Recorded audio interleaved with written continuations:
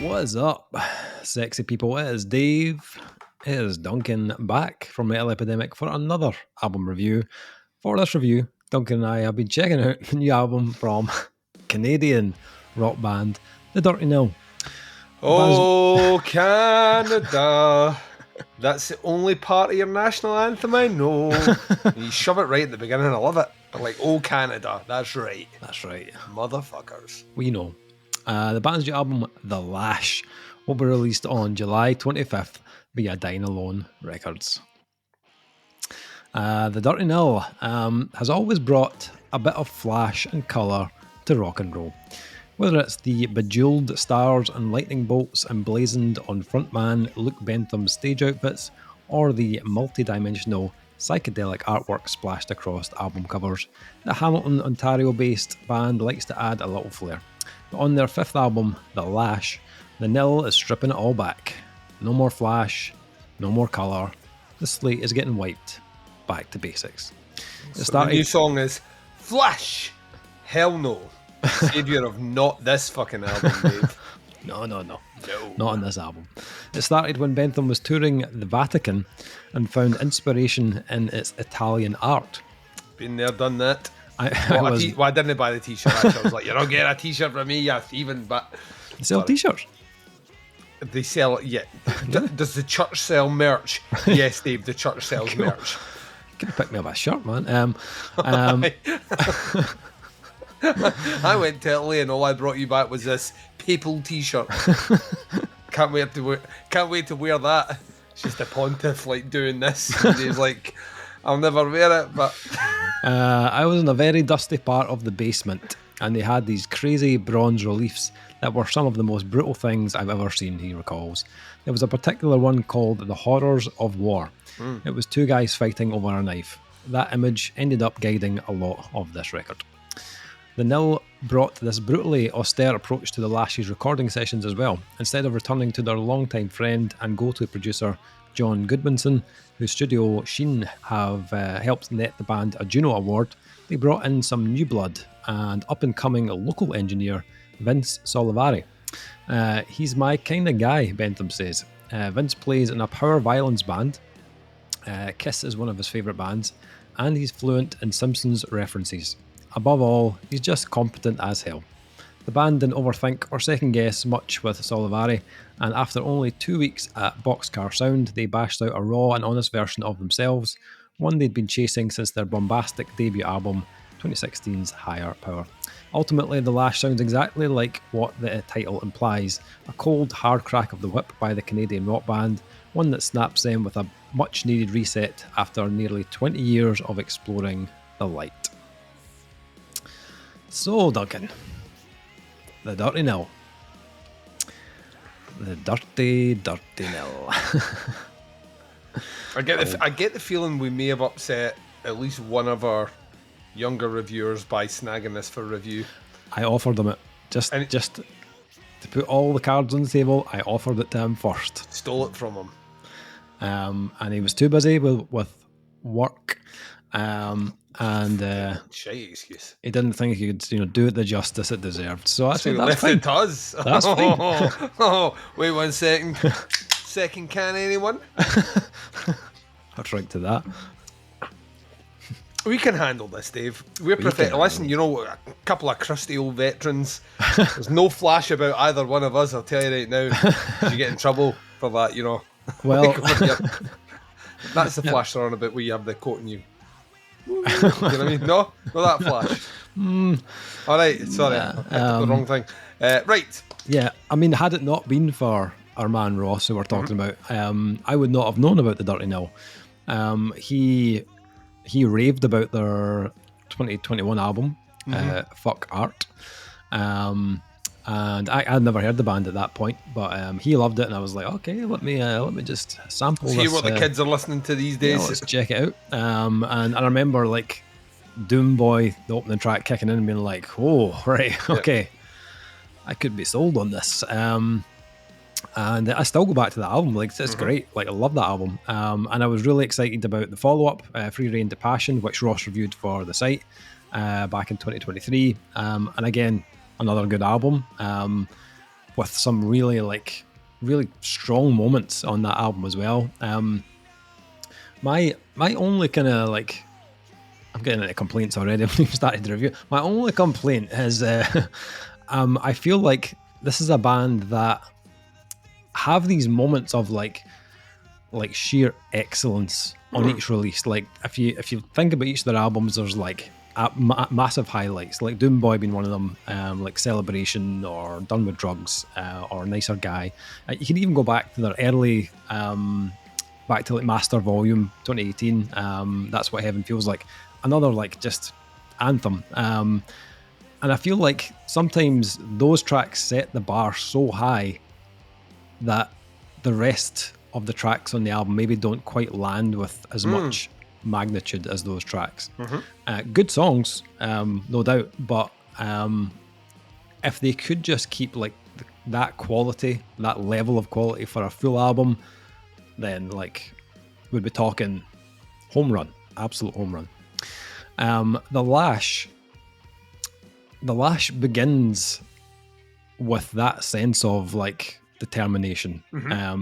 It's like a opening track, but it's kind of like a hold my beer moment. It's like, all right, lads, you've heard what we've done before. Listen to this. And Gallop of the Hounds is the opening track, and it is like another like they're great album openers. Like their album openers are always fucking amazing. And this one is another like just absolute anthem that like as good as Doom Boy or Celebration. It's got like a stupidly big hook on it that just like instantly gets burned into your brain. But there's also like there's something kind of gutsy about it as well, which I really liked. And you know they've touched on like heavier moments on previous albums, but when I heard this, I was like, all right, okay, we're kind of leaning into this a bit more, like in a bigger way on this release. It still has the hooks and it still has the melodies that you know will have the crowd singing and all that, but it is a different tone. As they said, that the color palette has changed to something a bit more black and white, and like the album artwork reflects that as well.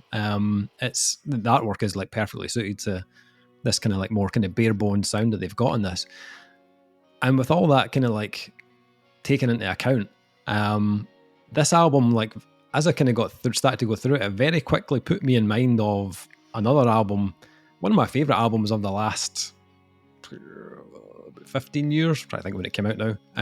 On the Possible Past by the Menzingers is the album that I'm referring to. Now the Lash is slightly heavier than that album, but like there was a lot of this kind of the kind of honest, kind of like stoic, kind of unfiltered kind of delivery on this album was similar in tone to that album.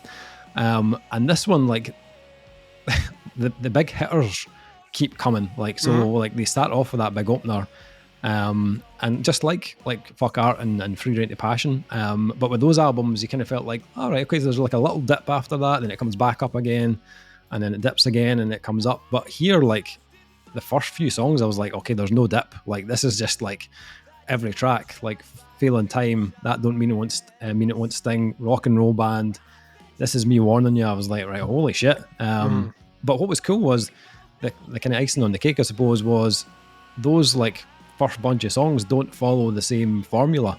God, no, yeah. The first two tracks are like outright bangers, and then That Don't Mean It Won't Sting comes in with something more pulled back, and you know, adding some strings, and you know, they give you a bit more of a kind of heartfelt kind of chorus, which is, you know, it's not the only time they do that on this release. This Is Me Warning You, which I mentioned as a like middle of the album kind of introspective kind of moment.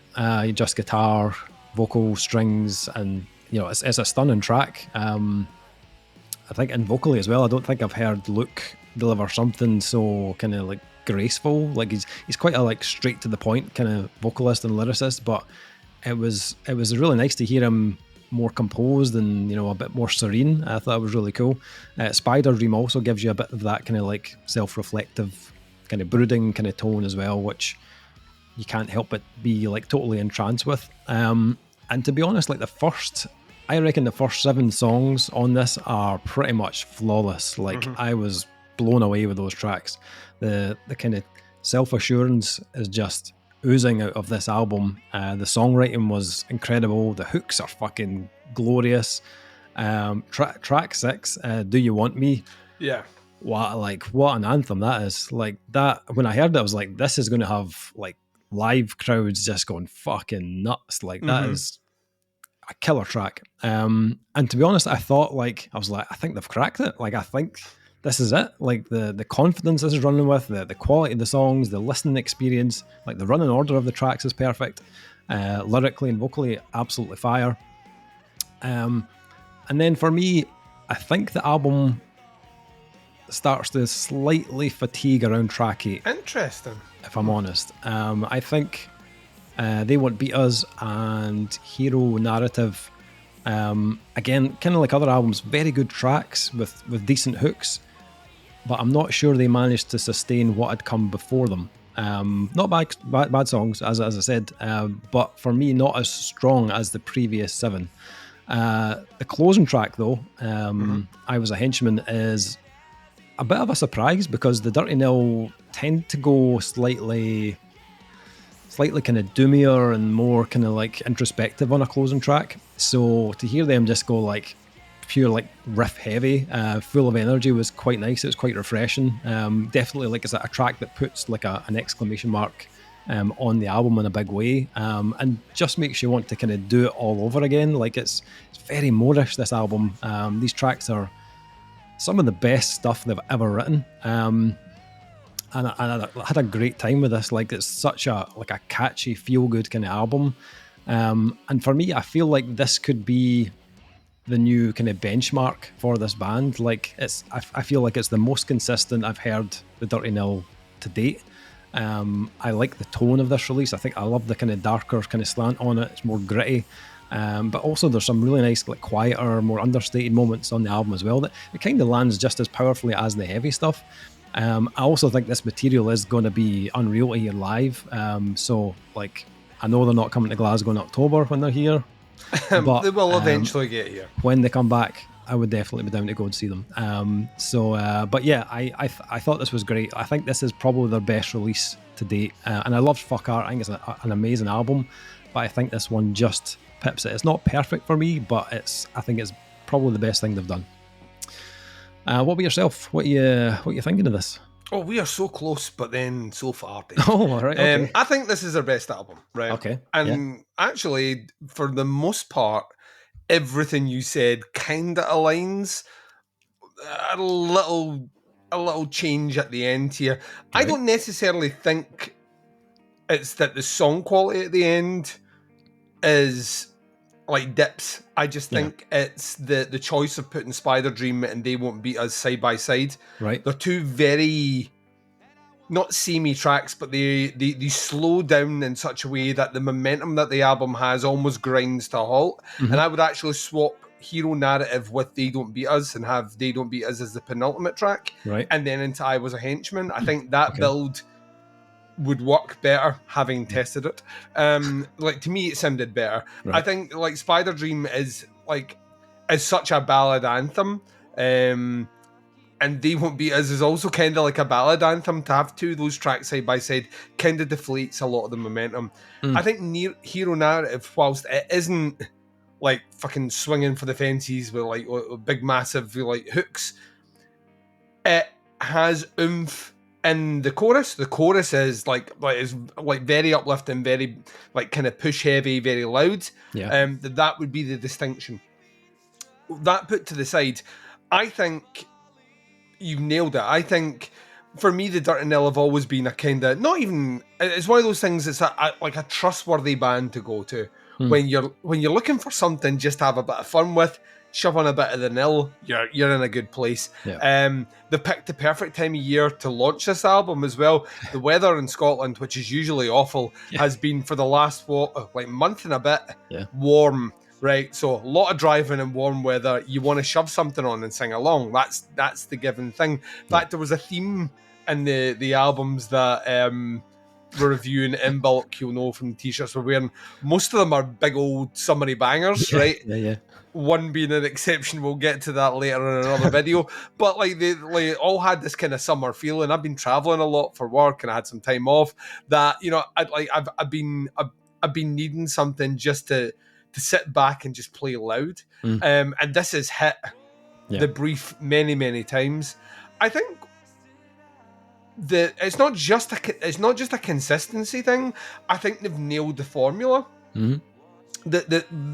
The hooks are so good. His voice, I think, is the best it's ever sounded because he's command over not only those clean melodies, but those big stretching, like where the voice feels like it's close to the breaking point, but it manages to hold the tone. I kind of think that's great for me. It makes me smile, and all the tracks made me smile. Even the more poignant ones had me kind of just happy. The band that reminded me of actually, because of their kind of new push to don't give a fuckism, is Dinosaur Pilot. So the new Dinosaur Pilot material is just like, it's like, we don't care, we're not on the big label anymore, we're doing this for us, and like you can just feel the weight off the shoulders in the songwriting. I kind of feel that here. I kind of feel like it's no gimmick, it's just like you mentioned, it's like from the heart. Just feels like that. And that's what that Menzingers album has. I'll be honest, at times they've kind of lost me a little bit as a fan, where they went a little bit too in the weeds or whatever. But that album for me was when the band just felt like they were at their most honest, and I kind of feel like the Lash is the band at their most honest. I think the fact that they've chosen a different producer as well, someone locally, who maybe doesn't have the the Juno Awards and all the rest, the Canadian fucking Grammy, but like behind them, speaks to that as well. It's like if we're gonna do this, we need to like kind of push away some of the things that made us comfortable as songwriters, and kind of get a little bit more vulnerable. And it's all across this album, even down to the album artwork, which is kind of fucking great. It's like an old cassette that you would print off for your shite band's demo. You know what I mean? It's kind of amazing. I love it. And it fits the tone as well. You said it's very much a black and white album, and the album artwork is devoid of colour. It's, it's fax paper photocopied fucking black and white. For me, the production is just huge and raw and gritty, and hits you in the feels when it needs to, and makes you want to break a bottle over a bar when it wants to as well. There's no shortage of re-listen value to this. And this is one of these ones I spun a lot because it's 30 minutes long, and the weather's been nice, and it's an easy listen. Like yourself, we missed them the last time they were over playing at the Oranmore. I would desperately like to see them live, especially if they're playing a lot more of this material. Not that I dislike the previous material; they've got more than enough stuff now to fill out like a headlining set of just like back-to-back bangers. But it kind of feels like almost every chorus here is designed for the singer almost to turn the mic round and let the crowd take it. That's a very difficult thing to do, and they've made it sound incredibly easy on this release. So I'm pretty much with you. I don't think, like yourself, I don't think this is their best album. I still think the Nil have that 5-star album somewhere, maybe giving my score away here, somewhere in their arsenal. I think they're getting very close to it. To me, I think there's maybe a little bit of placement issues. There isn't a bad song on here at all. And you're right, some are better than others. It's the flow from tracks 1 through 8 the flow from tracks 1 through 7 is just impeccable. And then it just derails a little bit, even though the songs are great. So this fucking, if you're a Dirty Nil fan, you're going to love it. If you're new to the band, this is where you start. Like, don't go back. Start here. And I hope this does wonders for them, because I genuinely think this is the sort of album that is just designed to be rinsed all summer. So let's do it. Yeah, for sure. I wonder what Ross thinks of it, actually. I'd be interested to hear what he thinks. Well, he's been high on all the other ones, so this will either be, for him, a marked disapproving move from the young man's books, or he's going to come in and say, I wish I'd scored lower on the previous albums so I could go higher on this one. I don't, there's nothing on here that makes me not think that this will be in his top 10 at the end of the year. And I'm calling it right now. I'd be very surprised if we get to the end of the year, him being as big a Dirty Nil fan as he is, and not see this in his 10. True. Okay, so final thing, scores for the Lash from the Dirty Nil. Yeah, like, this is great. Like, I thoroughly enjoyed this. For me, it's the best collection of songs they've written on one album to date. I don't think it's quite perfect. I think that the end of the album was maybe just, not quite as strong as that first 7 for me, but loved the rest of it. I mean, and even the songs that I thought weren't as strong are still great. And like you said, the production has got tremendous character to it. Just elevates these songs even more. For me, I'm going 4.5 out of 5. I think they're so close. I think just like that one wee half point more, and then we're laughing like it's going to be an absolute home run. But for this one, 4.5. What about you? What are you thinking? I mean, we got there in the end, 4.5. Yeah, like I say, I think it would not surprise me they tour this and they come back and they release an album, and both me and you're just like sitting there going, "This is it." Yeah. This is the best thing the band will do, and we were here for it. So yeah, 4.5. Definitely check this one out and do it when it's sunny or rainy. Actually, a rainy car drive with this on as well. Yeah, it would still work. Yep. Yeah. The Lash out on July 25th on Dine Alone Records. Check out the links below. Check out the album will be out very soon. So give it a listen, see what you think. Happy to hear your thoughts and opinions on it. That is a review. Thanks for checking it out. We'll be back with another review very soon. But until then, take care. Speak to you soon. Bye, everyone. I know you can